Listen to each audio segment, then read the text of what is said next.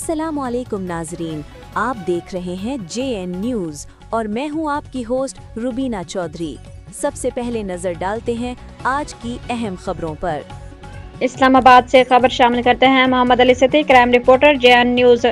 Islamabad traffic police का रात के औकात में वन व्हीलिंग ड्राफ्टिंग के खिलाफ स्पेशल प्लान तश्कील।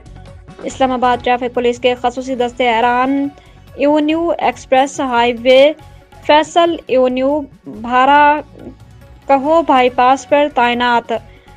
वन व्हीलिंग गाड़ियों की ड्राफ्टिंग पर जीरो टॉलरेंस है। Chief traffic officer captain Hamza Humayun अपनी और दूसरे शहरियों की जिंदगियों को हरगिज़ खतरे में डालने की इजाज़त नहीं देंगे। शहरियों से गुजारिश है कि वह ऐसे खतरनाक करतब से इज्तनाब करें। इस्लामाबाद ट्रैफिक पुलिस ने गुज़श्ता 3 हफ्तों में वन व्हीलिंग पर 66 मुकदमात का अंदराज किया। ये खसूसी नाकाजात हफ्तारी से सुबह तक लगाए जा रहे हैं। वालिदैन से गुजारिश है कि वह अपने बच्चों का मुस्तकबिल ख़राब होने से बचाएं।